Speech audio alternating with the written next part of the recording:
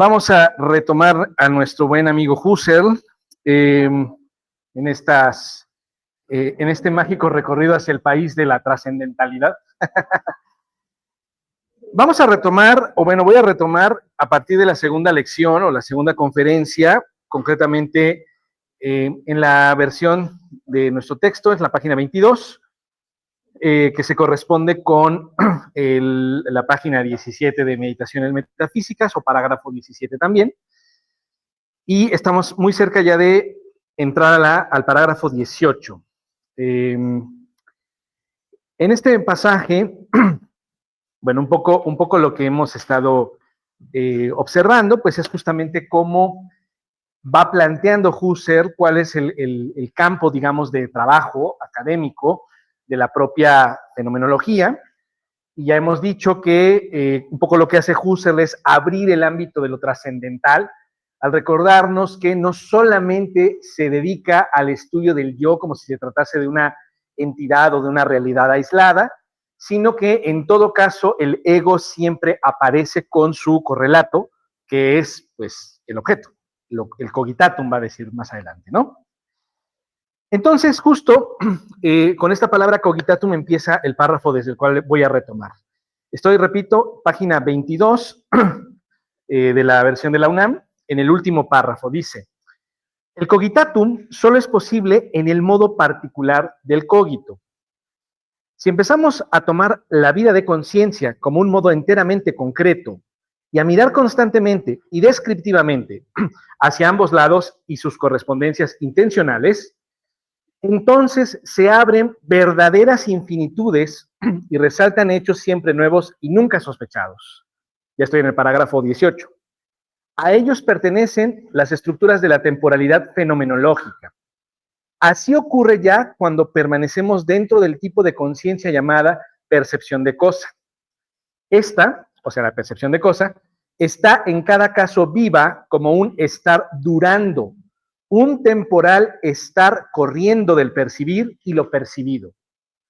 Este continuo extenderse que corre esta temporalidad es algo esencialmente inherente al fenómeno trascendental mismo. Cualquier división que pensemos en él da por resultado, de nuevo, una percepción del mismo tipo. De cada trecho, de cada fase, decimos lo mismo. El hexaedro está percibido. Pero esta identidad es un rasgo descriptivo inmanente de una vivencia intencional semejante y de sus fases. Es un rasgo en la conciencia misma. Los fragmentos y fases de la percepción no están extrínsecamente pegados uno al otro. Están unidos tal como está unida la conciencia a la nueva conciencia y unida, por cierto, en la conciencia de lo mismo. No están primero las cosas y luego introducidas en la conciencia, de tal suerte que esté introducido lo mismo aquí y allá, sino que conciencia y conciencia, un cogito y otro, se vinculan en un cogito que los une a ambos, el cual, como nueva conciencia, es de nuevo conciencia de algo. Y es, por cierto, la obra de esta conciencia sintética, el que en ella se haga consciente lo mismo, lo uno como uno. Estuvo muy claro, ¿no? Pasamos a la siguiente página. Bueno, a ver. Aquí estamos en un meollo importante, ¿sí? Acabo de decir un pleonasmazo, gachísimo, ¿no? Si es el meollo es lo importante, justamente, ¿no? Muy bien. Entonces, aquí salen dos cosas que son muy importantes en la fenomenología trascendental. Lo primero, primera cosa que dice, ¿no? El cogitatum, ¿sí? Se corresponde con un modo del cogito. ¿Ok? Esta frase, teóricamente, ya debería ser clara. Técnicamente tal vez no, porque a lo mejor ya no te acuerdas que es cogitatum. Cogito, pues a lo mejor te suena de Descartes, ¿no? Y aún así, cogito, vete a saber qué es eso. ¿Sí? Pero a ver, ¿alguien se acordará? Nomás por curiosidad. A ver, Andy, ¿ibas a decir? Ajá. Ajá. Ajá. O sea, exactamente. Exactamente. Les había dicho que, bueno, y soy muy proclive a hacer un barbarismo en castellano con el verbo cogitare y con el sustantivo o nominativo cogito, ¿no? Que es básicamente traducirlo como el verbo cognicionar. Eso no existe, obviamente, ¿sí? Y efectivamente, participio pasado en pasiva, cogitatum, lo que hace es que efectivamente se refiera a lo pensado, lo cognicionado, ¿sí? Literalmente, aquello que es objeto del cogito. Eso es lo que significa cogitatum, lo que es objeto del cogito, ¿sí? Para decirlo en un lenguaje más o menos relativamente cotidiano, cuando, por ejemplo, hablas de recordar, ¿sí? Aquello de lo que te acuerdas o aquella persona de la que te acuerdas es lo recordado. ¿Entienden? Ajá. Uy, ¿te acuerdas de aquel primer semestre? Cuando te brillaban los ojitos con esa ilusión característica de un porvenir filosófico. Perdón. No es risa cruel, es realista. ¿Sí? ¿Te acuerdas de ese momento ilusionante? ¿Sí? Te recuerdo así, ¿no? Eso que te recuerdo, o sea, ese recuerdo es lo recordado, es el cogitatum, de mi acción cogitativa concreta llamada recordar, memorar, ¿sí? Bueno, de manera general, el cogitatum es todo aquello que es objeto de alguna cognición, objeto del cogito, ¿de acuerdo? Y en ese sentido, lo que está diciéndonos en primer lugar Husserl es que todo cogitatum se corresponde con un modo del cogito. Esto lo que está refrendando es precisamente la relación intencional entre el ego, que es el ego cogito, ¿sí? Que siempre se dirige, ¿sí? Al objeto. Eso que de manera general vamos a llamar cogitatum, lo cognicionado, lo que es objeto de una cognición, ¿de acuerdo? Y la flechita esta, recuerden ustedes, se llama intencionalidad. Ahora, el matiz que está diciendo con el de con un modo, ese matiz, lo que está diciéndonos ahí Husserl, o lo que nos está empezando a anunciar, es que cogito y cogitatum, aunque son palabras que de manera general expresan la relación entre el ego y su objeto, ya empieza a introducir que esa relación entre el ego y el objeto va a variar porque el tipo de intencionalidad y por lo tanto el tipo de cognición que realiza el yo varía, porque no cognicionamos, perdonen otra vez el barbarismo, ¿no? No ejercemos cognición, si quieren, para decirlo correctamente, no ejercemos cognición de la misma manera sobre cualquier objeto, ¿de acuerdo? Dicho de otro modo, la actividad cognitiva del yo es variada, está diversificada. ¿Cómo sabemos esto? Remitámonos a la experiencia concreta, ¿sí? No es lo mismo percibir que recordar. Percibir es una operación cognitiva, recordar es otra, ¿cierto? Claro, tú puedes en un ejercicio poético, bajo alguna sustancia, confundir un recuerdo con una percepción, pero la confusión no hace que de hecho sean dos operaciones identificables. De la misma manera que no se pueden identificar percibir y recordar, tampoco se pueden identificar a estas dos la acción de valorar, por ejemplo. La acción de juzgar tampoco se confunde con percibir o con recordar, ¿sí?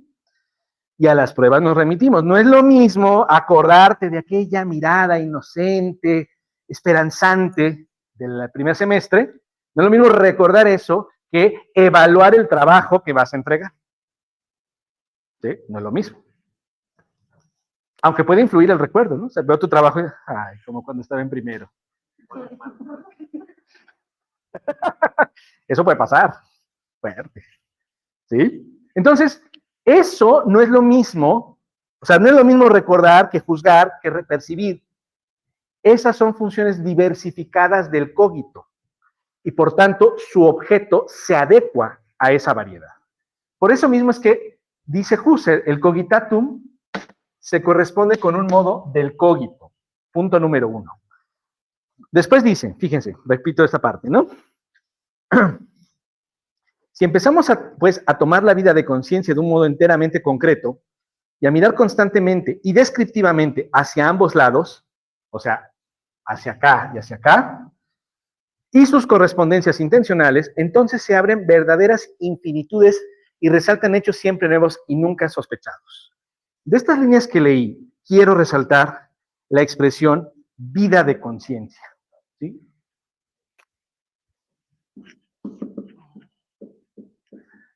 Hasta la sesión pasada, hemos estado hablando continuamente de la frase o de la palabra conciencia. Inclusive, he sugerido de manera implícita conciencia casi como sinónimo de subjetividad. Porque se acuerdan que la sesión pasada, a esta relación, incluso la colocaba como dentro de una especie de circunferencia a la que llamaba precisamente subjetividad. De tal suerte que objeto y ego que conoce son parte de la misma subjetividad. ¿De acuerdo? O sea, en el caso husserliano, los objetos, o los cogitatum, no están afuera de la conciencia, o no están afuera de la subjetividad. Se dan en la subjetividad. Por eso es que todo objeto es subjetivo, valga la expresión. ¿De acuerdo? Y aquí, por supuesto, subjetivo no significa relativo a como yo quisiera que parezca. No significa eso, subjetivo. ¿Va? Subjetivo significa el ámbito del sujeto. Ajá. Es decir, el ámbito del yo que se vincula con objetos. ¿De acuerdo? Bien. La conciencia es precisamente esa subjetividad. Pero ahora agregamos la expresión vida, justo. Lebens en alemán, ¿no? La vida de conciencia es una expresión fundamental de la fenomenología husserliana. Estrictamente hablando, conciencia es vida de conciencia. Ajá. Cuando a mí me enseñaban mucho esto de la vida de conciencia, daban muchos rodeos para poder explicarnos por qué Husserl le coloca la expresión de vida justamente a esta subjetividad, ¿no? Y de hecho en estas propias conferencias un poco atisba o ya va dando razones de por qué se trata de una vida de conciencia. No lo dice con estas palabras, pero para que nos entendamos, diré lo siguiente. La propia noción de vida implica inevitablemente la idea de dinámica, dinamicidad, por tanto, movimiento. ¿Saben? ¿Esto qué quiere decir? Que la conciencia no es una estructura quieta. Ajá. Y que lo que hay dentro de la conciencia no son cosas que están quietecitas y que a partir de esas cosas quietas se da una determinada relación. No, la vida de conciencia o la conciencia como tal es una movilidad constante, continua, que sin embargo mantiene ciertas constancias, a saber, el yo y los objetos. Pero ese yo con los objetos se dan o aparecen porque lo que ocurre siempre es que el yo continuamente está viviendo, ¿sí?, actos cognitivos. Ajá. En este preciso instante, ¿sí?, quiero creer que la mayoría, o por lo menos la totalidad, está poniendo atención a la clase. Deja tú lo de la clase. Deja tú si quieres lo de la atención. Aquí quiero enfatizar el gerundio. Aquí el gerundio sí es importantísimo. Poniendo. Es decir, el acto de atender es una acción que estás realizando. Ajá. Y así como estás ahora haciendo esto en concreto, en tu cotidianidad, todo el tiempo estás realizando algún acto cognitivo. Mientras vas caminando en la calle, estás escuchando tu rola favorita, o tu playlist, o lo que sea que escuches, ¿sí? Y mientras estás oyendo eso, observen el gerundio, estás oyendo eso, te estás representando cosas. O a lo mejor eres de las personas que más bien ejerce la actividad de pensar y caminar, como dice el escritor Rafael Argullol, ¿sí? Estás caminando ¿no? Decide, ¿sabes qué? Me voy a Metro CEU caminando desde aquí, bajo este sol inclemente, porque así es como se forja el etos. Va a cámara. Y ahí vas, ¿sí?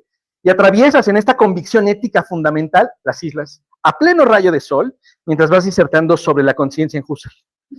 ¿Sí? Y observa cómo usa el gerundio adrede. Vas disertando, vas pensando, vas andando, vas siendo en última instancia. ¿Sí me siguen? Empieza a ocurrirte en tu vida de conciencia una continua dinámica de presentación de percepciones, de recuerdos, de valoraciones. Todo se va dando, ¿sí? Y esto lo que quiere decir es que eso es la conciencia. Vida, o sea, dinámica que continuamente está sucediendo. ¿De acuerdo? Por lo tanto, cuando hablamos de vida de conciencia, estamos hablando de una dinámica, por supuesto, lo cual exige reconocer que en última instancia, queridas y queridos colegas, perdón, colegas, vida de conciencia o conciencia implica sí o sí temporalidad.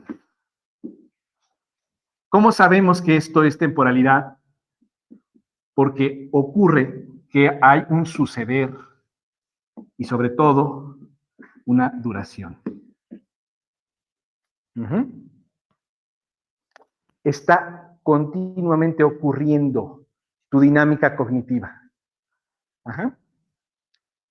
Y aquí un poco tenemos que hacer un freno, porque claro, cuando nos enseñan en teoría del conocimiento cosas que tienen que ver con la mente, con la conciencia, con el sujeto, con la razón, ¿sí? Como que siempre estudiamos eso en un esquema estático. Está el sujeto. Y de pronto aparece el objeto. Y luego me dirijo al objeto. Ya perdí el objeto. Tendré que agarrar otro objeto. Ahorita lo saco, no se preocupen. Sí, ¿ves? Se escondió el objeto, qué fuerte, ¿ves?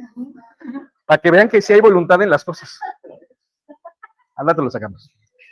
Por eso vengo preparado. Tengo otras dos alternativas. Bueno.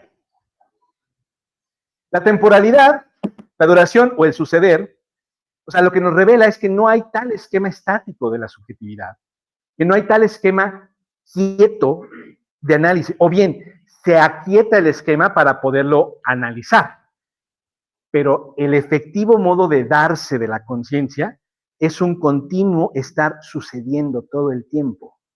Ahora mismo estás atendiendo, pero tal vez percibiendo la temperatura ambiente, pero también percibiendo los cuerpos que están allí, pero también observando la pantalla de allá, pero también estás escribiendo acá, pero también estás recordando quizá algo, ¿sí?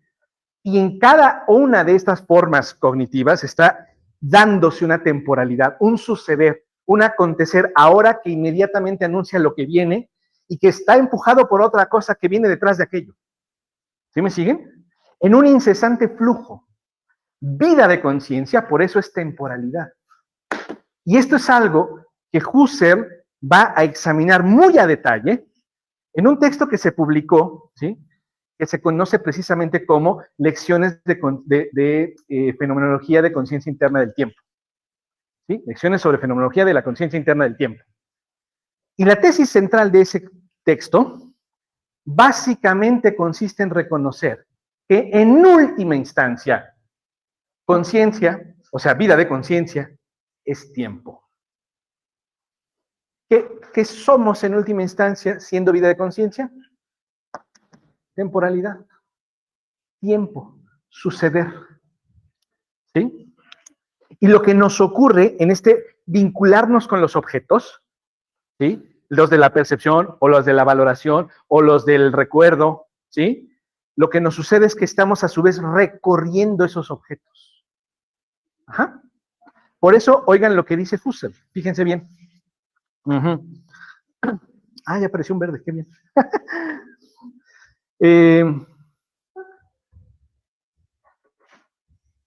Sí. Así ocurre ya cuando permanecemos dentro del tipo de conciencia llamado percepción de cosa.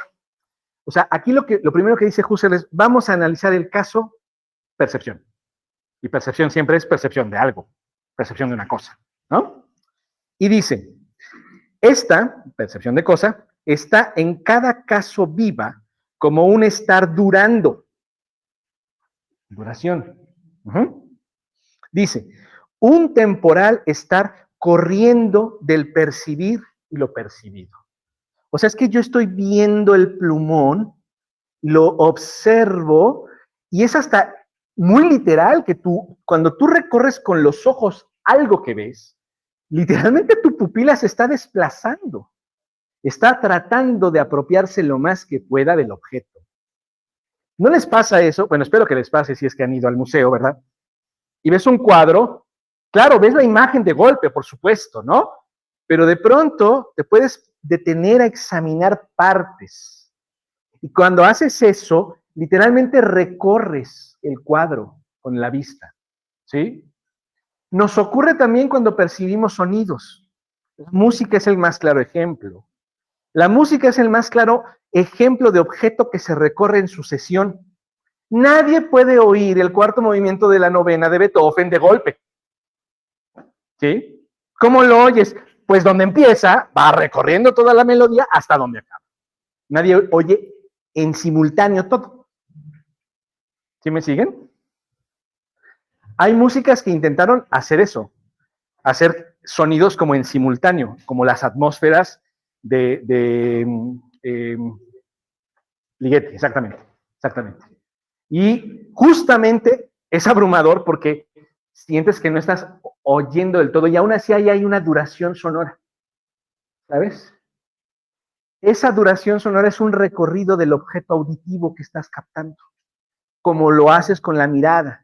Cuando estás viendo todo un panorama, lo vas recorriendo, está sucediendo. ¿Sí me siguen? Cuando en clase, no importa la que sea, desde cuando estabas en primaria hasta la fecha, cuando en clase te decían, bueno, vamos a ver la letra A, B, y empieza el recorrido. Tu experiencia es un constante recorrer. ¿Y qué recorres? Objetos de experiencia perceptible, por supuesto. ¿Sí? Cuando te acuerdas de algo, también te acuerdas de ello en sucesión. ¿Sí? Tan hacemos esto que por eso cuando traemos a la presencia un recuerdo mediante un relato, no podemos sino colocarlo en términos de sucesión. Ah, claro, mira, primero, bla, bla, después, bla, bla, bla, y luego, bla, bla, y luego, bla, bla, bla, y luego, bla, bla, y finalmente. ¿Qué fue esto? Suceder. El logos mismo, oh gran descubrimiento husserliano, el logos mismo es temporalidad. ¿Qué es la palabra sino una reunión en sucedáneo de lo que hay? ¿Se fijan?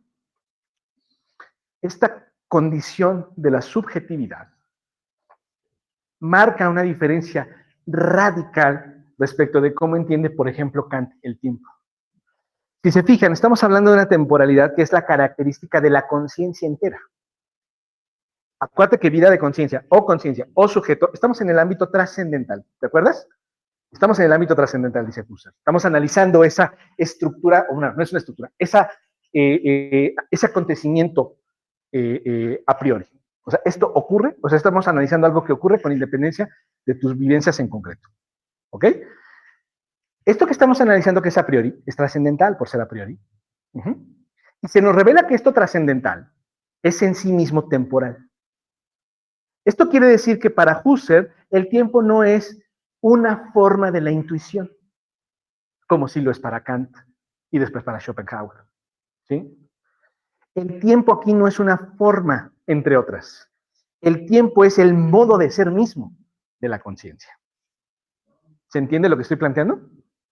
Aquí se nota clarísimamente una diferencia de golpe pleno con Kant. El tiempo aquí no es una forma, bueno, no es una forma pura de la intuición.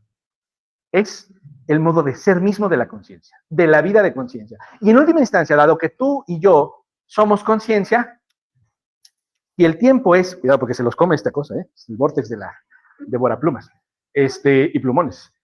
El modo de ser de la vida de conciencia es en última instancia el tiempo.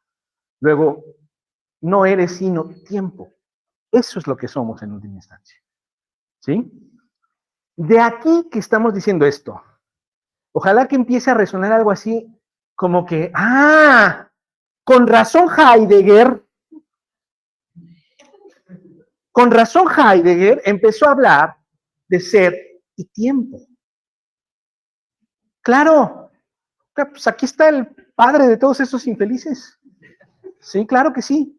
Bueno, ¿qué está diciéndonos entonces Husserl? Que toda la conciencia, la vida de conciencia es un suceder, una duración.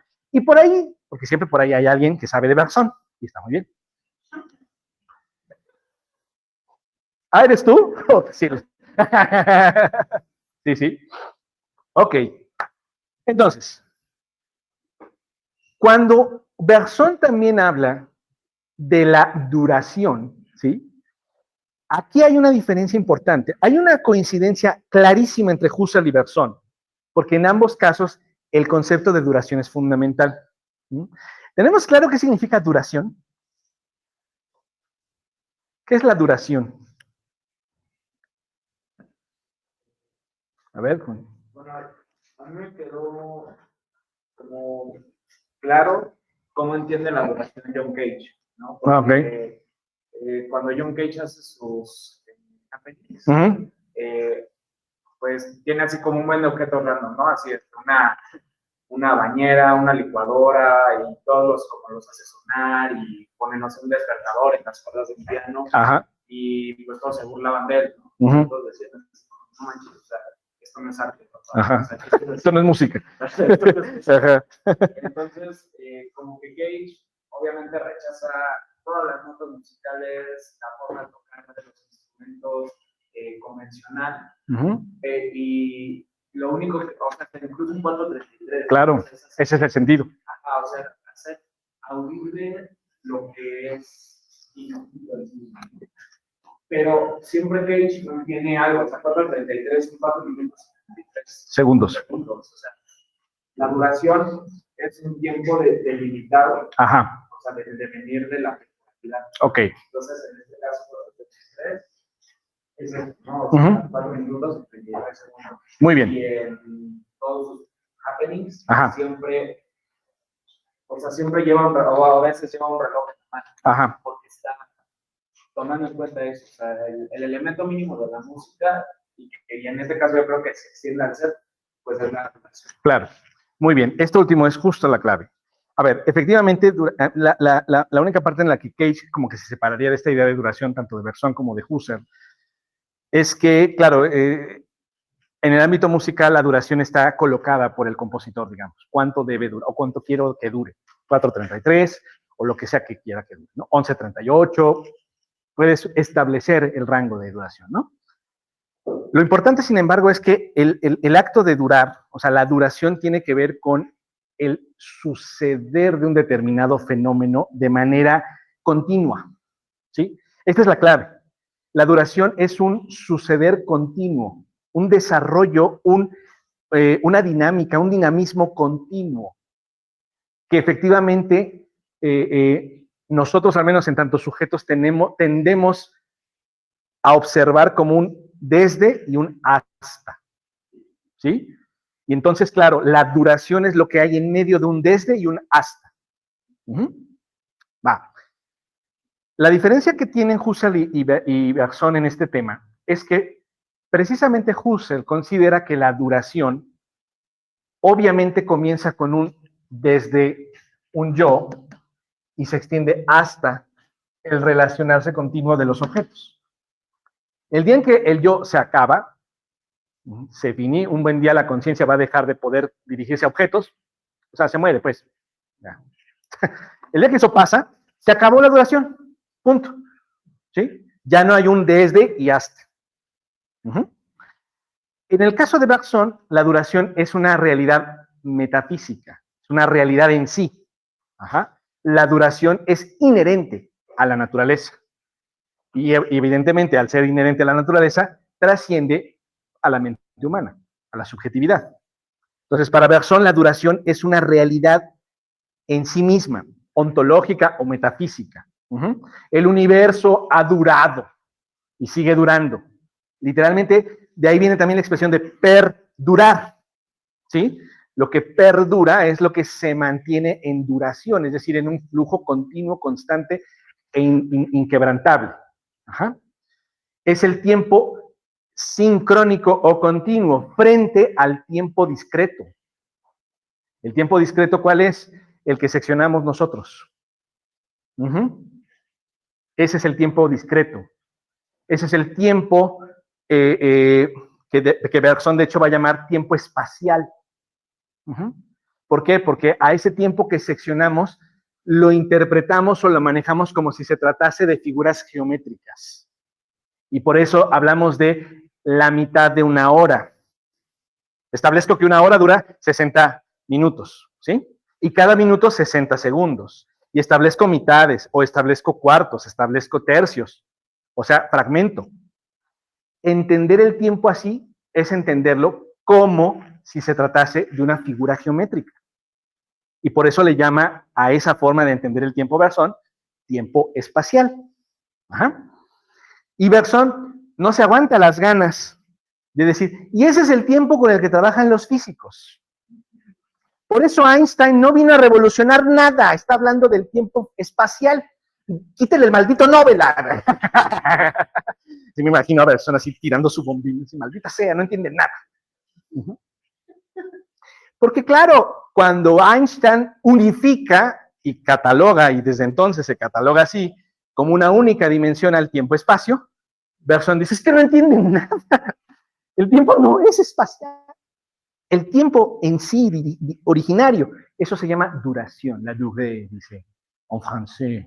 La la, la la. La la, monsieur Bergson. Acuérdense que no es Henry Bergson, es Henri Bergson. Henri. Oui, oui. Bueno, entonces, el buen Quique, dice que el tiempo es el durar, no el de la espacialidad. Por eso Einstein no está unificando una dimensión. Está espacializando el tiempo y por tanto no entiende el tiempo. Luego no se entiende porque es el gran revolucionario de la temporalidad.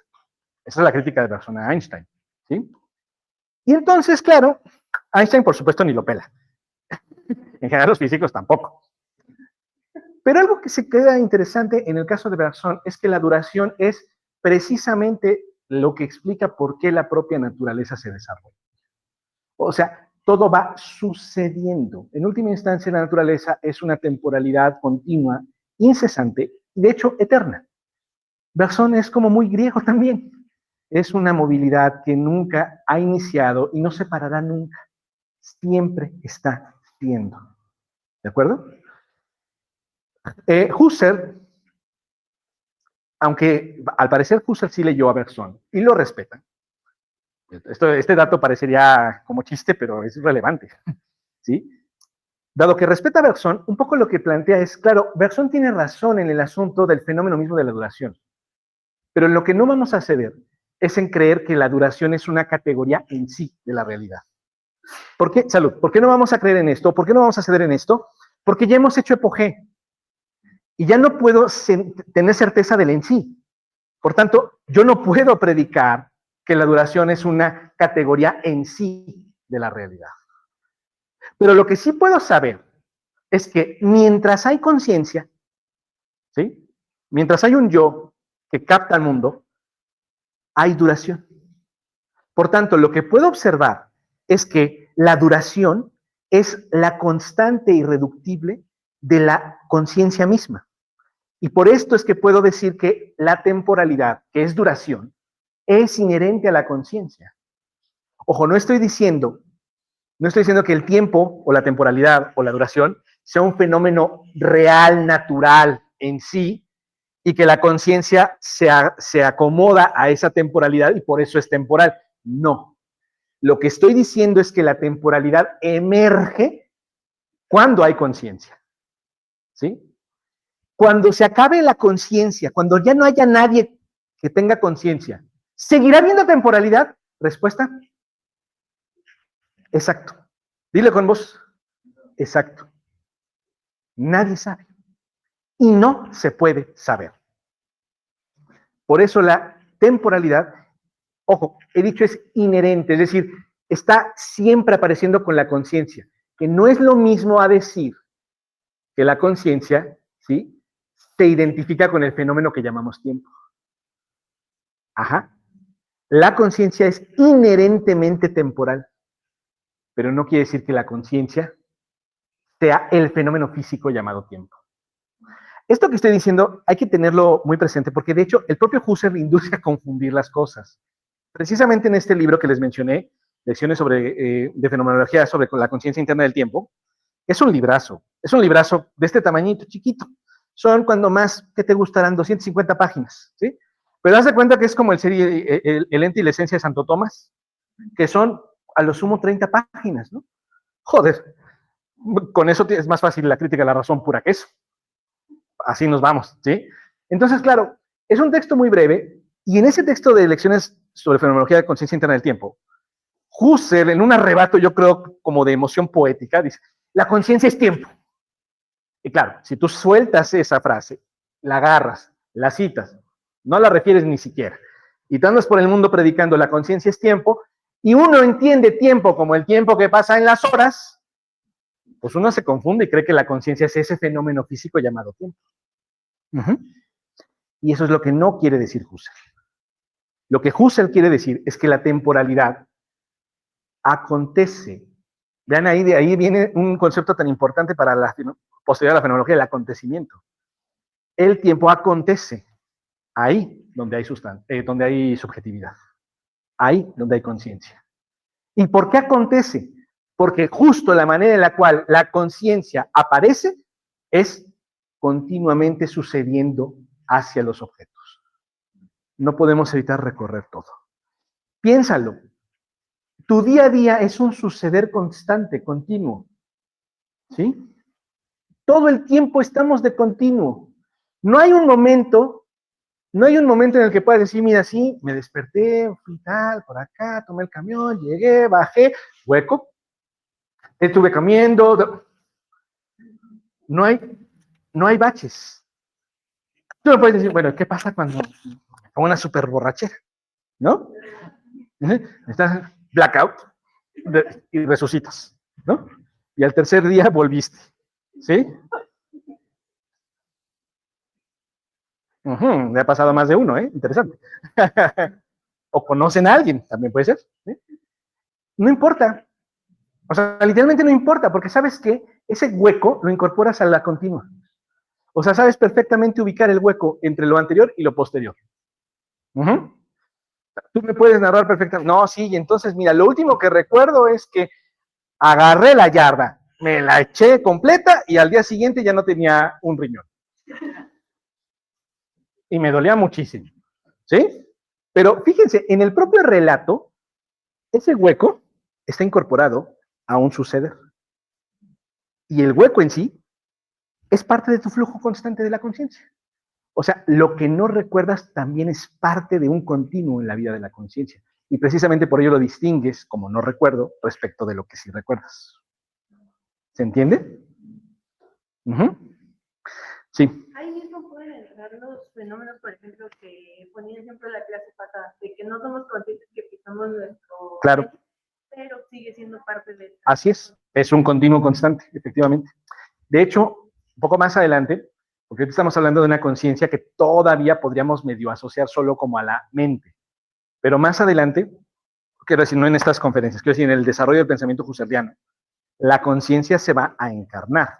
O sea, un poco lo que va a ocurrir, y por cierto, esto es una condición cercana a algo que ya había pensado Arthur Schopenhauer, pero la conciencia se va a corporeizar, o se va a interpretar corporeizadamente, ¿sí? O corporalmente, porque con ello Husserl un poco va a resolver el dualismo clásico entre conciencia y cuerpo. Ajá. ¿Por qué va a resolverlo? Por la sencilla razón de que tu conciencia se articula desde la corporeidad. ¿Sí? O sea, cuando, siento hambre, siento frío, siento náuseas, siento sueño, se da en el cuerpo. ¿Sí? Entonces, la conciencia no es como una cosa que levita sutilmente adentro de esta carne, sino que se da con todo y la carne. ¿Sí? Y cuando hay un momento en donde hay como un hueco de la conciencia, el cuerpo mismo también se anula. Raras veces, bueno, yo de hecho no conozco a nadie que me diga que tuvo un blackout, pero que sí tuvo percepciones corporales. Esto no es blackout. ¿Se entiende? Si sentiste algo, aunque no lo logres definir plenamente, al sentirlo, claramente había conciencia. Y puedes describir el suceder de eso, aunque sea vago. ¿Se entiende? Y eso se da solo con el cuerpo. Por eso es que, efectivamente, los ejemplos tales como que no nos percatamos con atención de la suela de la planta de nuestro pie pisando la plantilla del zapato interna, hasta que tal vez lo defies, ay, sí es cierto, ¿sí? Pero tu cuerpo lo está captando, ¿sí? Y tan lo está captando que cuando pones atención, como que vuelves a él y eres capaz de reconstruir la sensación previamente sentida, porque la estás sintiendo y estás comprendiéndola corporalmente de manera continua. ¿Sí me estoy dando a entender mínimamente con lo que digo? ¿Sí o no? ¿Vamos bien? Va. Bien, entonces fíjense, ¿no? Husserl, para hacerse entender, acude al modo intencional que llamamos percepción. Porque ese modo intencional, la percepción, es un modo muy común, es muy claro para cualquier persona y ejemplifica muy bien el ejercicio intencional del yo al objeto.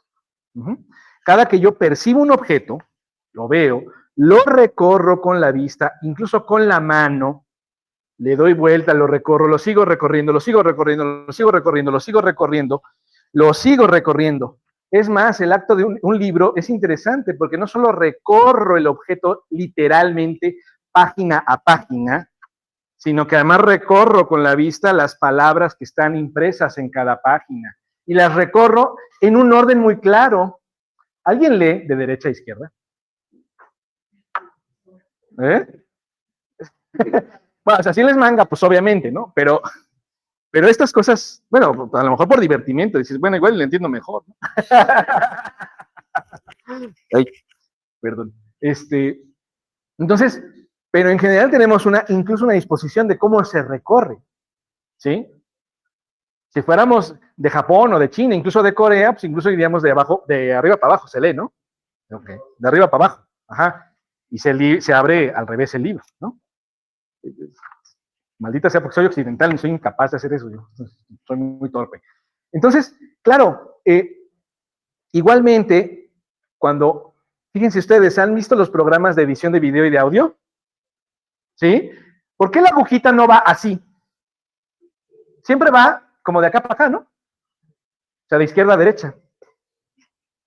Nuestra forma de estructurar la sucesión. ¿Podríamos imaginarnos que fuera al revés? Por supuesto que podemos imaginarnos, pero lo que no nos podemos imaginar es que no suceda. No se dé en sucesión. ¿Ven? Sucedió. ¿Vieron? Bueno, más bien, ¿escucharon? Esa es la cosa, que el suceder es irrenunciable. El cómo se ordene ese suceder puede variar, pero no puede variar el acto sucesivo, valga la expresión. ¿Por qué no puede variar eso? Porque así es nuestra conciencia. La de chinos, japoneses, coreanos, nahuas, mayas, incas, quechuas. Aquí sí, híjole, Husserl le dio al clavo, viejo. Y quien diga lo contrario, que nos demuestre que no le sucede. Que no sucede. Y ahí metemos a todos, psicoanalistas de todo tipo, psicólogos clínicos, neurólogos, geógrafos, físicos, químicos, en todos los casos sucede. Hay sucesión, quiero decir. ¿Cómo se ve esa sucesión? Ya puede variar, pero no varía el acto de suceder. Es decir, no varía la conciencia. ¿Se fijan? No, tranquila, no pasa nada. ¿Sí me van siguiendo hasta acá? Incluso ven cómo yo mismo estoy constantemente aludiendo a un acto sucesivo. ¿Me van siguiendo? Ahí van. ¿Sí? Bien. Dice Husserl, abocándonos a la forma de la percepción, dice, Este continuo extenderse, o sea, percibir, para poner el ejemplo, es un continuo extenderse que corre. Esta temporalidad es algo esencialmente inherente al fenómeno trascendental mismo.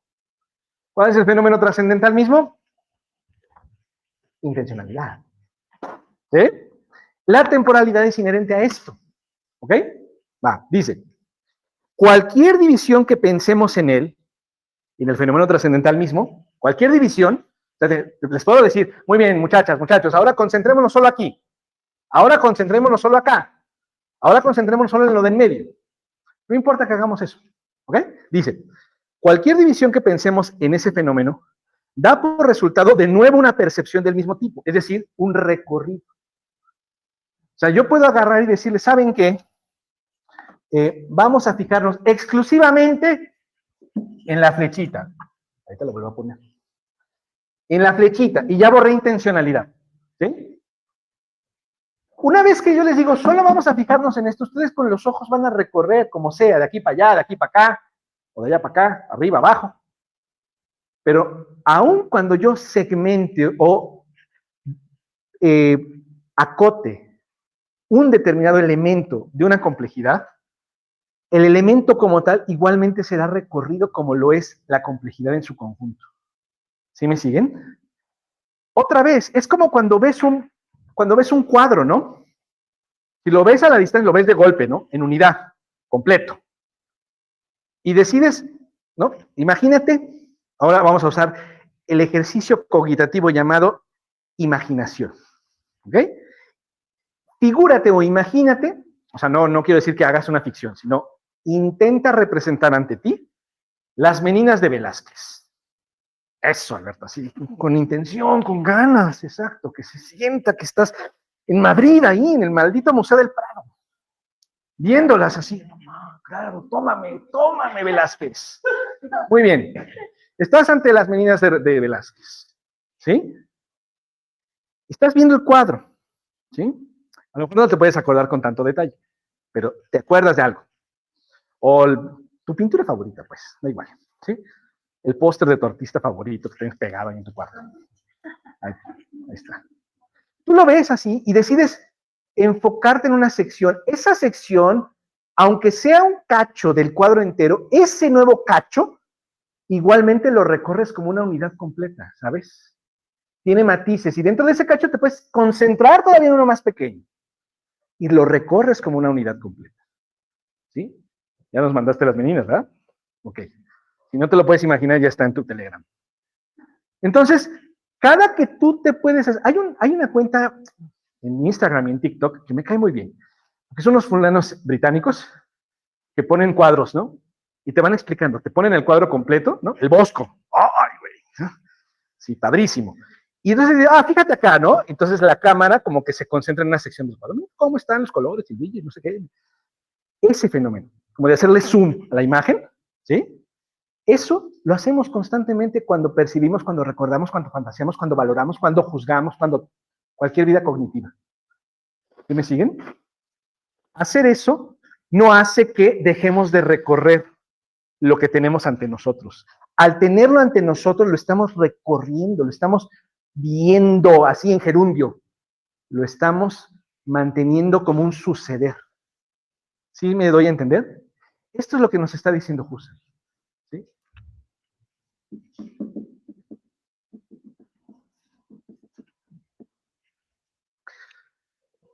Entonces dice Husserl, claro, cualquier división que pensemos en esto, en el fenómeno de trascendental, da por resultado de nuevo una percepción del mismo tipo. De cada trecho, de cada fase, decimos lo mismo. Y pone un ejemplo. El hexaedro está percibido. Pero esta identidad es un rasgo descriptivo inmanente de una vida intencional semejante y de sus fases. Y es un rasgo en la conciencia misma. O sea, cuando nosotros nos fijamos en un objeto particular o en una parte de un objeto que previamente habíamos observado como un complejo, o sea, por ejemplo, entras al salón y ves el salón de golpe, ¿sí? Varias bancas, pilares, el cañón, esa cosa que creo que es un router, las lámparas, ves todo de golpe. Pero justo como lo estoy haciendo ahora, que estoy nombrando la lámpara, el router, y volteas a ver el router, y solo ves el router ahora, ¿sí? Aún haciendo eso, ¿sí? Una cosa interesante es que en cada caso, en cada dirigirme a objetos, estos se presentan, mejor dicho, como unidad. Aquí con una manuscrita espantosa, lo que dice es unidad. ¿Sí? Claro, no importa lo particularizado o segmentado que sea lo que enfoca la conciencia o el yo, eso es igualmente presente en tanto unidad. No, o sea, entendemos que estoy hablando de una parte de una totalidad más amplia, pero no me quedo con que en tanto que parte está desconectada, disociada y solamente veo una faceta y no la entiendo como una unidad a eso que estoy captando. ¿Sí? Dicho de otra manera, lo que está tratando de explicarnos Husserl con esto es que en este yo que se dirige a los objetos, en esta dirección intencional, siempre el objeto se presenta como una unidad, lo cual no quiere decir que lo perciba o lo capte a cabalidad o completamente. De esto hablábamos la sesión pasada también, ¿no? Cuando yo los veo, veo solo una faz de ustedes, y lo mismo ustedes de mí, hacia mí, ¿sí? Por ejemplo, algo que no puedo ver de ustedes, y qué bueno, ni ustedes de mí, y qué bueno, ¿sí? Oh, bueno, o sea, prometo hacer ejercicio. No, es la parte interna de nuestro cuerpo, ¿sí? Yo no puedo ver literalmente sus vísceras, ¿sí? Por fortuna. Ni ustedes las mías, por fortuna, ¿sí? No puedo ver esa parte. No puedo ver la parte interna de su cerebro, ni ustedes la mía. ¿Qué quiere decir? ¿Que no los veo plenamente? Bueno, en un sentido es verdad, no los veo plenamente. Pero de ahí concluimos, como no los veo plenamente, ¿realmente te estoy viendo? Exacto, muy bien. Claro, ¿no? Entonces, nos encanta esa dicotomía, ¿no? Como no te veo plenamente, entonces lo que veo tal vez no eres realmente tú, en tu tuidad. ¿Qué? No va por acá. O sea, la fenomenología es muy clara en este sentido.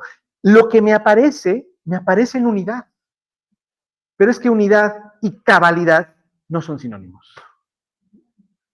La unidad no es el todo acabado. La unidad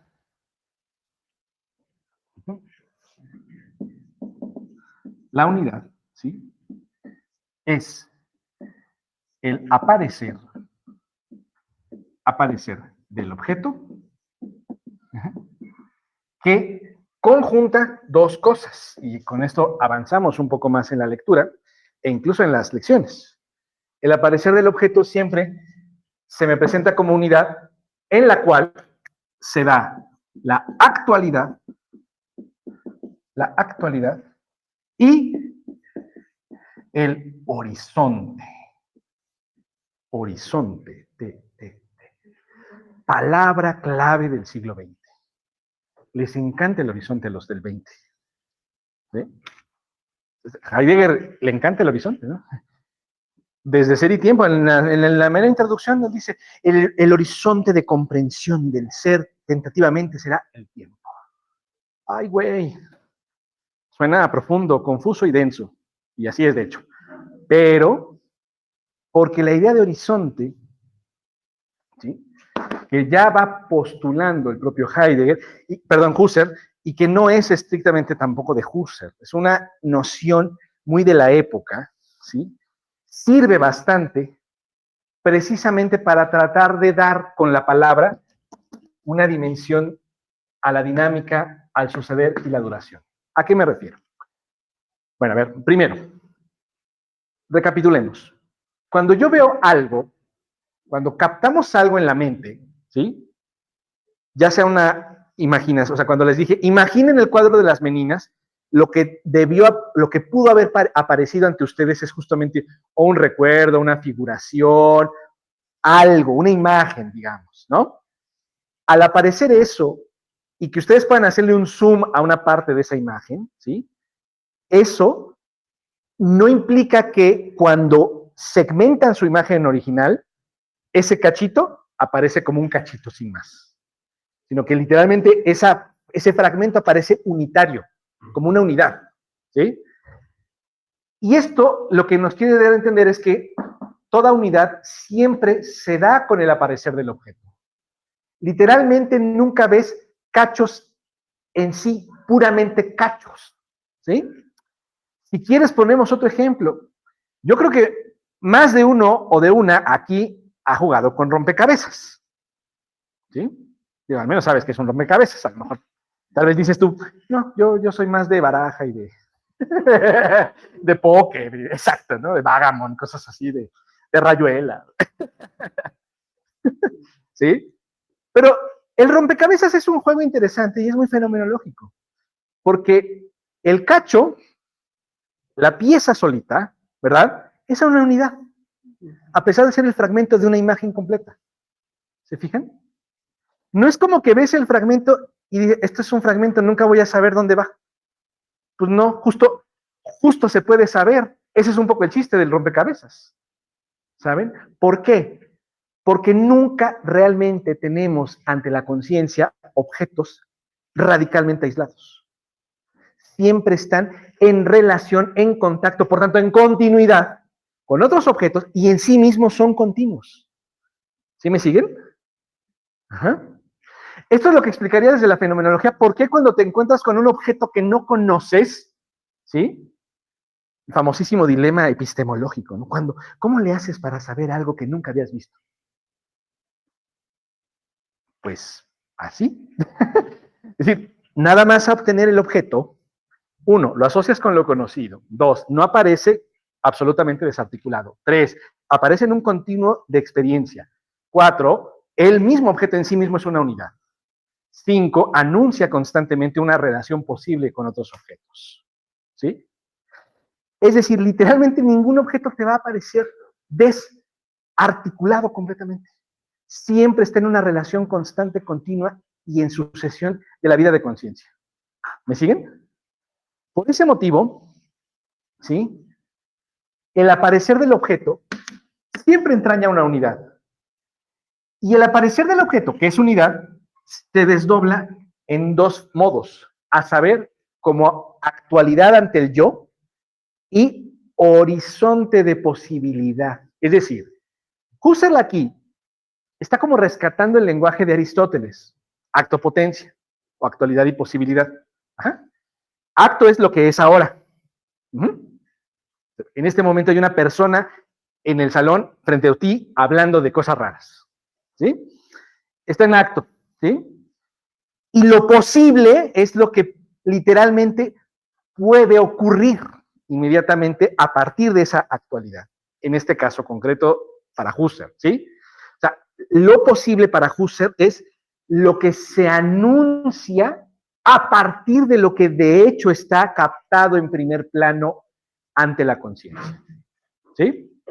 Yo puedo observar la tapa del plumón así, aislada, ¿sí? Solita, suelta, ¿sí?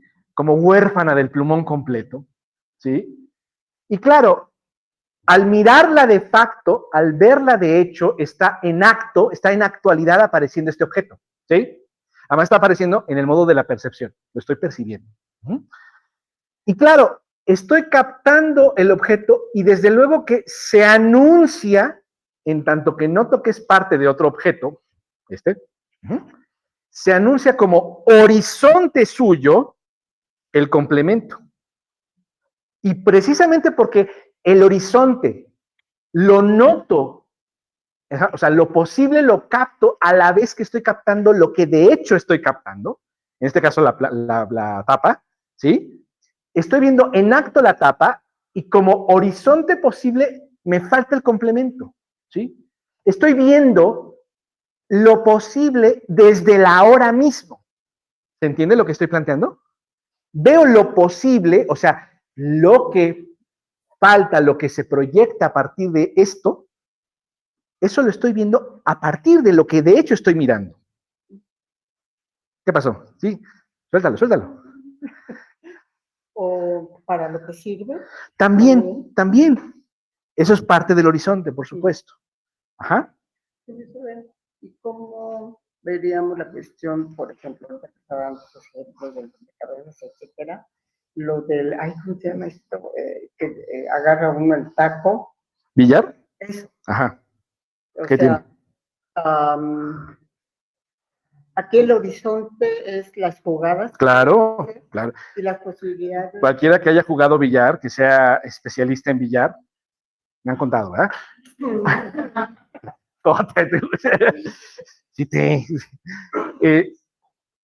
No, claro, ¿no? Pues tú, cuando juega uno billar, el billar es un juego muy filosófico, eso nunca lo voy a negar, ¿sí? David Hume explica la causalidad con el billar, así es como se entiende. Tal es el tratado de la naturaleza humana, las investigaciones filosóficas y después juegas billar. O al revés, y el orden no altera el producto. Es más, puedes oír que alguien te lea Hume mientras tú estás jugando billar y todo se entiende. Bueno. No sigan estas recomendaciones al pie de la letra, por favor. ¿Qué pasa? Claro, yo observo desde la situación actual de las pelotas, de las bolas, desde la situación actual, obviamente observo lo posible para que llegue a un determinado lugar o a otro, y en ese sentido, desde la actualidad, el horizonte de lo posible se me manifiesta también. ¿De acuerdo? Si lo que resulta rotundamente imposible, pues es lo que yo no puedo alcanzar a ver desde lo actual. Si, por ejemplo, ya solo queda la bola blanca y la bola negra, ¿sí? Desde eso yo no puedo decir, claro, le pego a la azul porque ya no hay azul, ¿sí? Entonces, eso literalmente es imposible. Entonces, lo posible siempre se despliega desde lo actual. Siempre. Y por ello yo puedo calcular, puedo intentar. Y lo hago. Si fallo, ¿sí? Bueno, se corrige la actualidad y se vuelve a plantear una posibilidad. O sea, otra jugada, pues, para intentar meter la bola negra, por ejemplo, ¿no? Sí. Pero finalmente todo esto está regido por, digamos, reglas o leyes, así. Incluso nuestro mismo movimiento, aunque sea continuo, que hay alguna... Sí. No lo vamos a negar, desde luego. O sea, a ver, pero lo que no puedes predicar es que esas leyes existen con independencia de la mente humana. ¿Sí? O sea, todo ese encuadre, incluso de la situación, es producto de una situación, de un sujeto que está en esa situación. ¿Sabes? Porque claro, tú podrías decir, no, pues es que están las leyes de la mecánica que explican por qué al impactar con el taco en una bola, con la fuerza suficiente de una determinada cantidad de joules, impactas en la banda, que golpea a su vez a la bola para que llegue a la otra bola, y no, las fuerzas geométricas ahí están. Claramente hay algo más que la mente humana. No puedo predicar eso. O sea, lo que sí observo es que el mundo se comporta así. Sí, hay un orden espacial, vamos a decirlo así, que acontece cada que hay un yo que está en una relación con el mundo. Lo cual no me alcanza para decir las leyes existen en sí, haya un no sujeto.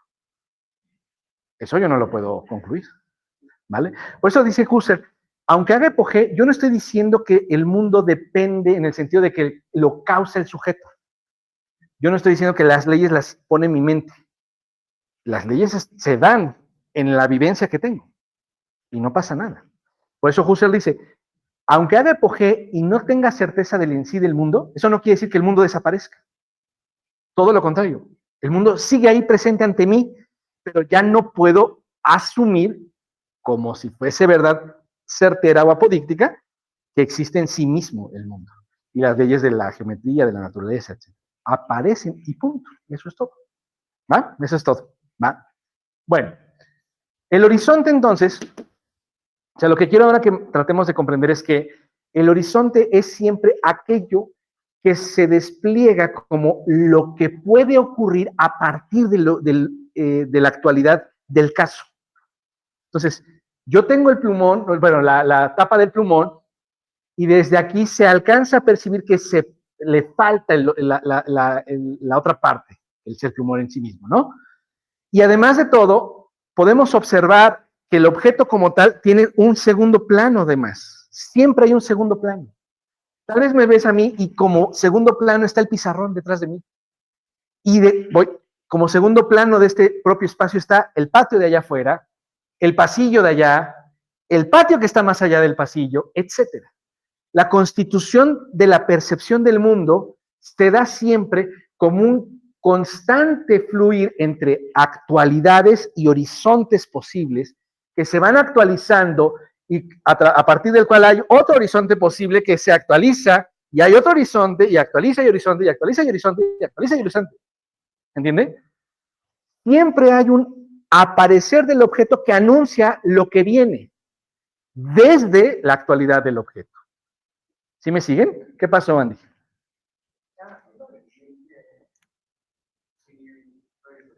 Un poco la conciencia, un plan perspectivo, sin hablar de la son, lo que veo son como caligrafía, como caras. Ajá. Sí. No veo una. ¿Pero la calcomanía la ves completa o no? O sea, ¿la ves como una unidad?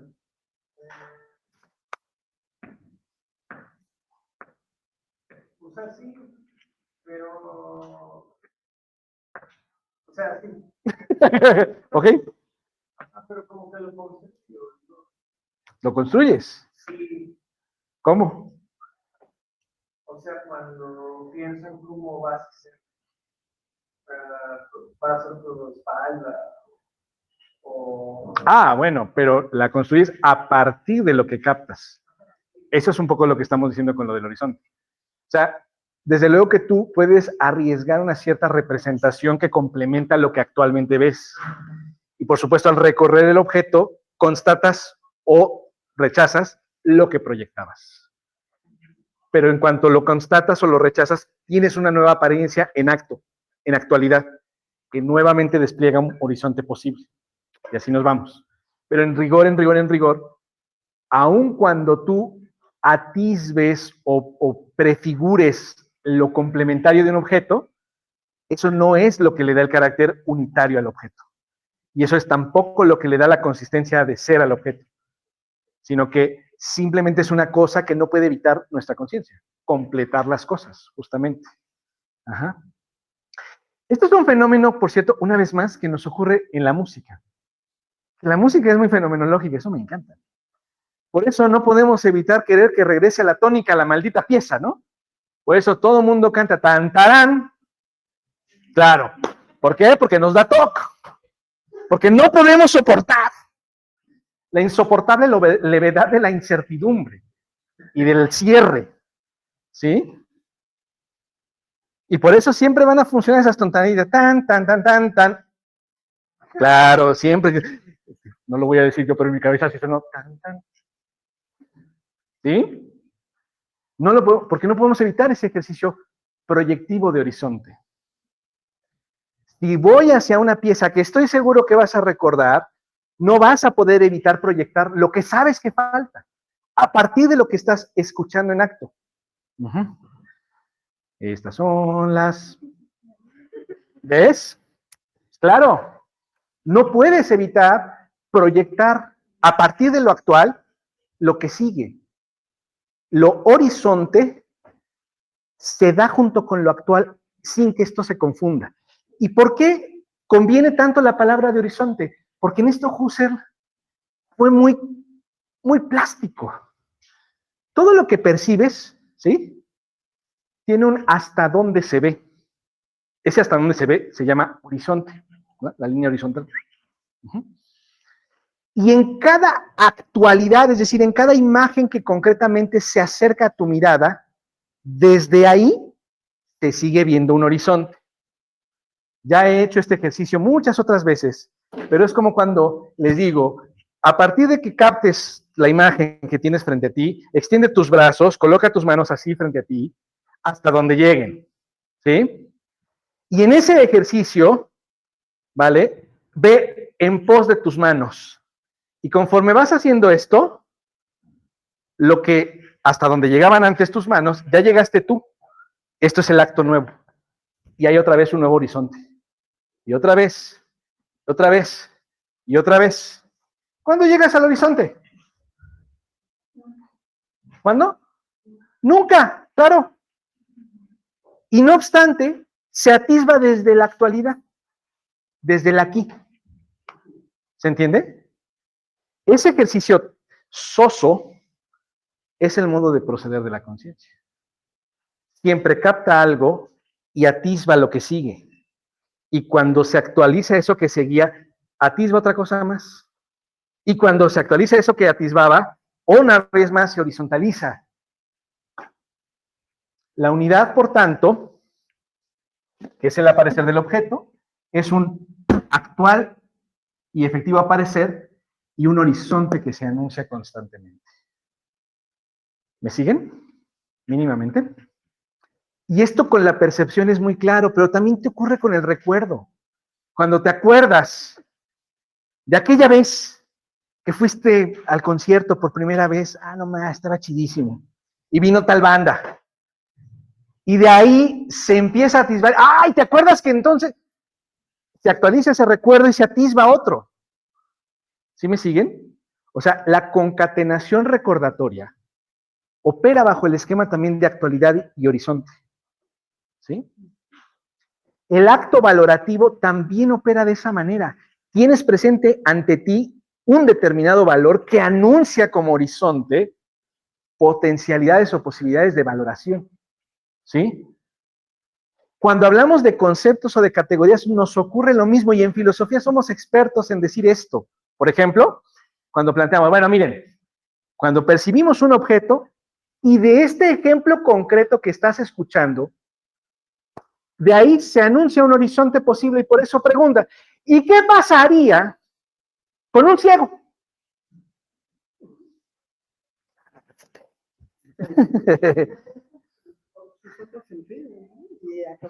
Sí, exacto, pero lo que quiero señalar es que a partir de un dato determinado que escuchas en una clase de filosofía, desde esa actualidad, atisbas en tu ejercicio judicativo, atisbas o ves como horizonte el contraejemplo. Déjenme decirlo de esta manera.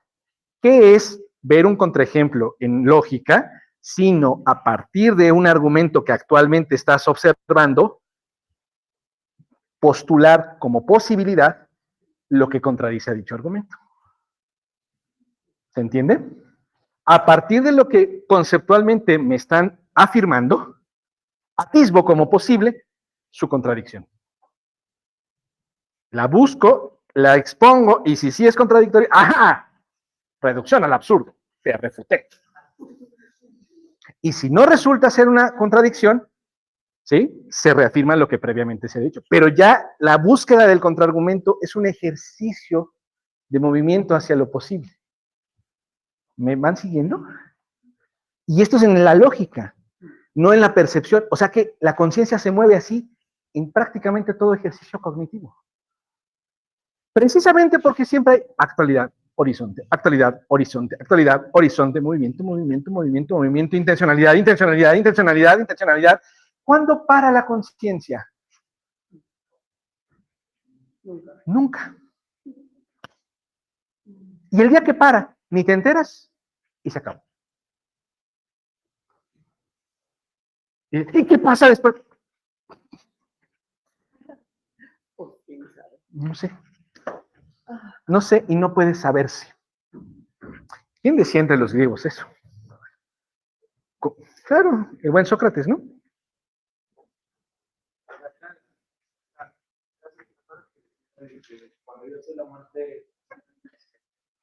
Bueno, eso lo decía Epicuro. Epicuro es uno de los tetrafármacos, ¿no? Exactamente. ¿A qué te preocupas de la muerte si cuando ella está, tú no estás? Y cuando tú estás, ella no está. ¿Cuál es el problema? Y es una versión, digamos, simplificada del propio Sócrates, ¿no? ¿Quién puede decirte algo de la muerte? Nadie.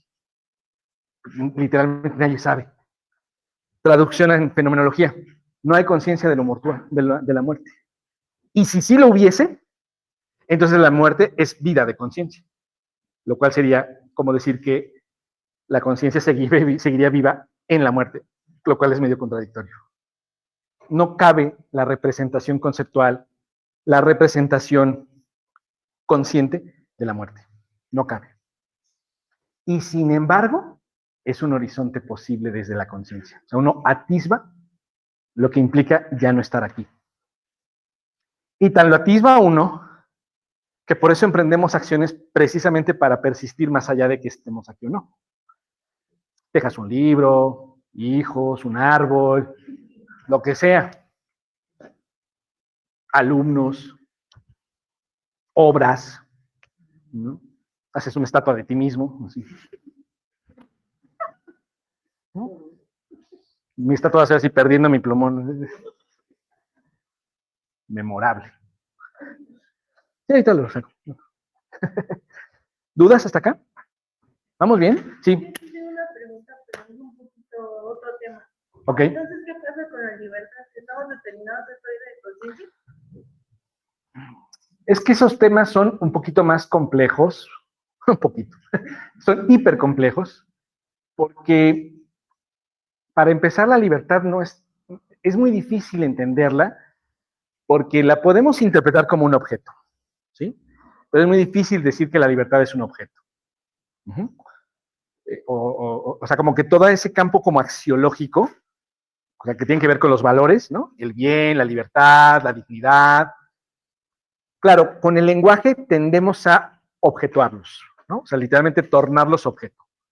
Pero no son objetos como lo son las sillas o el plumón, claramente. Son ideas, son conceptos, por decirlo de alguna manera, ¿no? Ahora bien, Husserl más bien plantea en sus textos de ética, ahí se parece un poco va como a cabalgando entre Scheller y Kant. Cuando digo Scheller quiero decir ¿es Max Scheller? Ya se me olvidó el nombre. Sí, es Max Scheller. Y plantea un poco algo así como los objetos ideales de los valores, digamos, ¿no? La libertad, la responsabilidad, la dignidad, la justicia, todo eso, también son objetos en tanto que aparecen ante la conciencia, ¿de acuerdo? Y claro, aparecen en el modo intencional precisamente de la abstracción, de la conceptualización, ¿vale? Ahora, hasta ahí todo muy bien, y el esquema que hemos estado observando, padrísimo. Entonces ya estudio la justicia y hasta ahí. Pero el problema estriba en que esos conceptos abstractos los queremos traer a la dimensión concreta, práctica de la acción humana. Y entonces lo que establecemos normalmente son actividades o acciones que estipulamos como correspondientes o congruentes con el concepto de justicia o dignidad, respeto o el que tú quieras. Y en esa medida vamos haciendo que sean reales en la experiencia efectiva. Pero no es que los percibamos como tal. ¿Sí me sigues? O sea, hay un proceso cognitivo de la mente humana o de la conciencia que es percatarse. Aquí vamos a ser un poquito más ambiguos. Ya sea que tú creas que la mente humana, o sea, si te pones en plan kantiano, la idea de bien, de libertad, es una invención de la razón. No son fenómenos, ¿sí? Acuérdense que en Kant, por eso no son objetos de ciencia, no puedes hacer teoría de la justicia ni del bien. ¿Por qué? Y por lo tanto no puedes hacer ciencia de eso, ¿sí? ¿Por qué? Porque no son fenómenos. ¿Qué son la idea de bien y la justicia y la libertad, Dios, el alma? Son ideas de la razón, son creaciones de la razón que por su carácter ideal, idílico en el buen sentido, o sea, correspondiente a la idea, por ese carácter nos parecen en sí mismos valiosos. Ojo, nos parecen en sí mismos valiosos. No es que lo sean de suyo. Para Kant, cuando desaparezca la racionalidad, la idea de bien se va con ellos. No va a seguir existiendo en la naturaleza, porque no está en la naturaleza, ¿no? Entonces, si eres kantiano, la idea de bien, de dignidad, la pone la subjetividad, ¿no? Si eres como Scheller un poco, que es el que rescata esta idea del realismo de los valores, lo que vas a creer es una suerte de giro hacia Platón nuevamente, ¿no? El bien, lo justo, lo digno, existen en sí y nosotros los descubrimos, ¿no? Entonces, si crees esto o crees lo kantiano, ¿sí? Como sea, va a decir, bueno, no así, pero plantea Husserl, en cualquiera de los dos casos, solo donde hay yo, tiene sentido hablar de dignidad, de justicia y tal. No tiene sentido preguntarnos por la naturaleza de esos valores, sino más bien plantearnos el modo en el cual dichos valores se pueden ejecutar en la práctica concreta de los individuos. Y de lo que se trataría para Husserl es de intentar establecer el paralelo entre las ideas morales o políticas y los actos humanos en concreto. Y para esto, de lo que se trata es de tratar de construir, o de lo que se trata es de construir discursivamente, es un esbozo general de cómo se ve en la práctica una idea conceptual de valores como la dignidad, el bien, etc. Entonces, fíjate cómo es un poquito más complejo. No es como que aparece la libertad y entonces empiezo a diseccionarla, ¿no? Ahora, otro asunto que también le pasa a Kant es lo siguiente. Fíjate, una cosa es pensar a la libertad como un concepto de la conciencia. Y otra cosa es notar qué hace que el yo se dirija continuamente al objeto. ¿Qué es lo que obliga a esta relación intencional? Y estrictamente hablando, lo que podemos concluir es que pues, nada la obliga. Es como libre en ese sentido. O sea, como que el automatismo de la conciencia también se puede interpretar como libertad. Y lo mismo que le pasa a Kant. ¿Qué es lo que hace que la razón imagine al bien? Pues nada, ella misma. Porque la razón, oh, gran ilustrado, es libre. ¿Por qué la razón inventa el bien? Literalmente, porque puede. Punto. Inclusive podría decirse porque puede y quiere. Y ya está.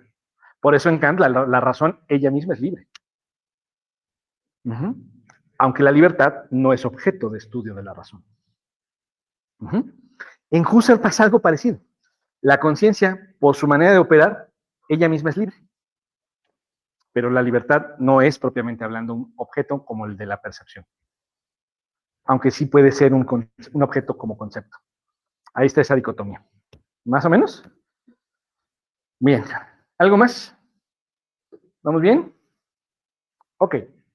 Bueno, entonces, precisamente porque en esta dinámica de la conciencia, del yo hacia el objeto, que lo que hace es que aparece el objeto como unidad y este objeto es la confluencia de actualidad y horizonte. Por esto es que podemos reconocer que entonces la conciencia, bueno, voy a poner con C minúscula, la conciencia posee una actividad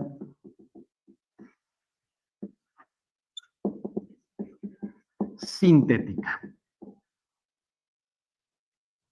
Es decir, a la conciencia aúna conjunta actualidad y horizontalidad. Y junto con esa unión, también conjunta la conciencia diversidad objetual. O sea, el objeto aparece como unitario, o sea, como una unidad, pero además aparece en relación con otros objetos. La conciencia sintetiza constantemente todo. Y esa actividad sintética es la que le permite a la conciencia hablar de mundo. Por eso el mundo aparece ante la conciencia como una gran unidad. Ojo, no estoy diciendo que la conciencia inventa el mundo, solo que nos aparece el mundo así, porque continuamente nuestra conciencia está unificando todo. unitaria, dándole unidad a todo. Y en un ejercicio estrictamente sucesivo, en devenir. Por eso, a la conciencia, a la vida de conciencia le es inherente la temporalidad.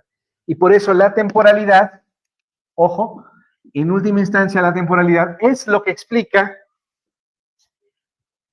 el aparecer del mundo.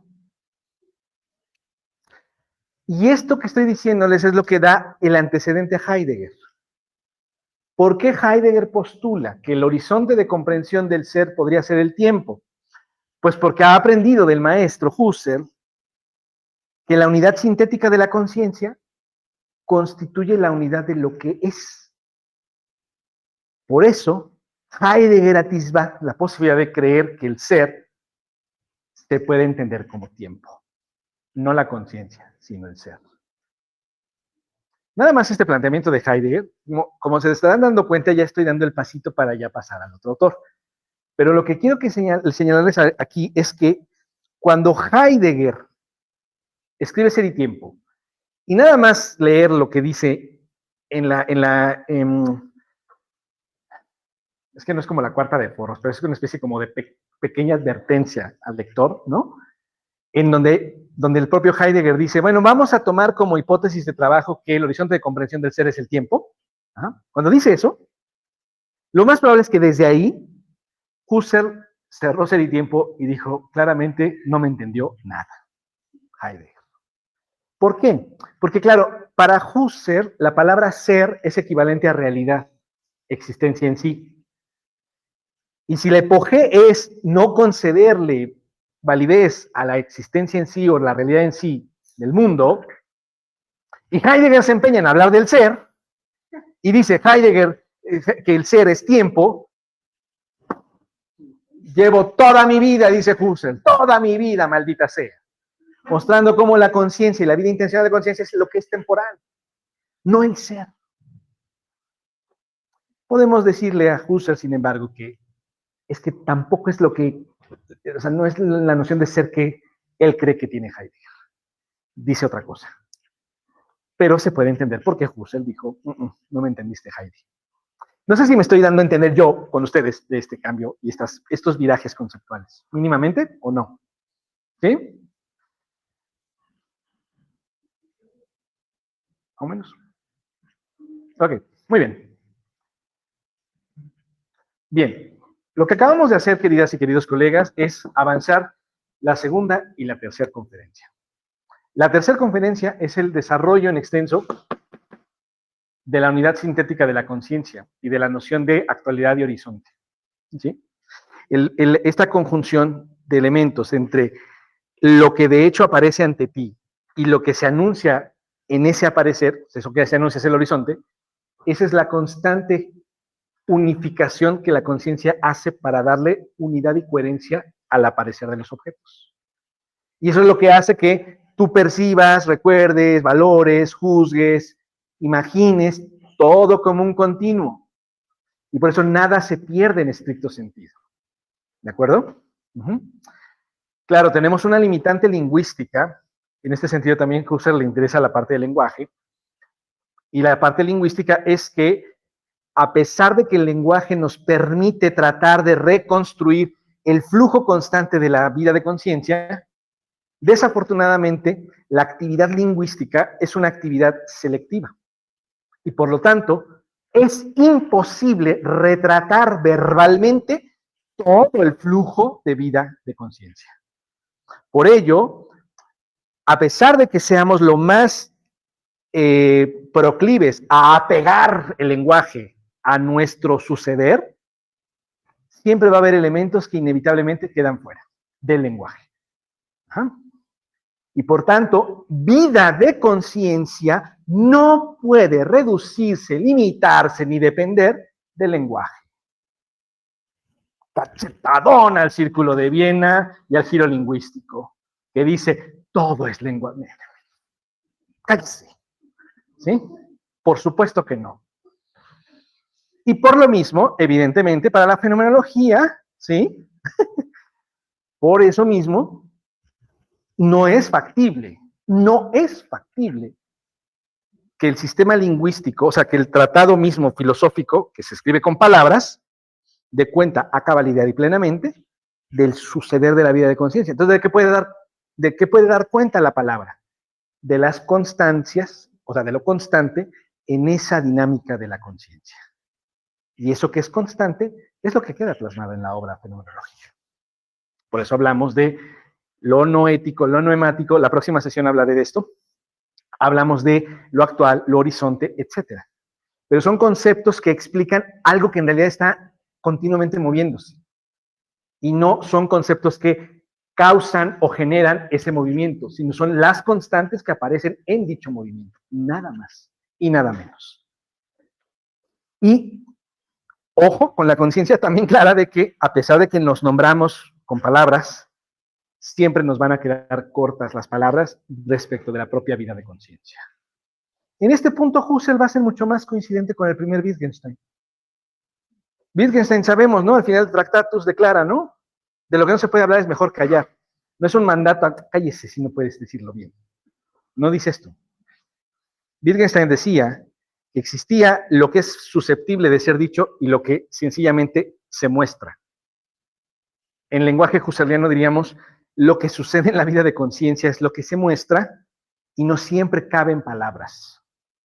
Y por ello, de lo que no se puede hablar, es mejor callar, dice Wittgenstein. O sea, no es un mandato a que te calles, sino es un jalón de orejas al giro lingüístico que cree que todo cabe en el lenguaje. Pues no, mi ciela. No. Ocurren cosas que no pueden ser dichas y no obstante son significativas, tienen sentido, pero no son verbalizables. En fenomenología trascendental diríamos, en la vida de conciencia hay un flujo incesante que constantemente está ocurriendo y no puede ser todo plenamente descrito lingüísticamente. Solo podemos hablar de las constancias, de ese constante ir hacia los objetos. Nada más. Y eso es lo que intenta la fenomenología. Dar cuenta de la vida misma de conciencia. Y vida de conciencia, en última instancia, es nuestra forma de vivir. Así vivimos. Por eso somos conciencia, duración, temporalidad, incesante flujo hacia lo que aparece. ¿Va?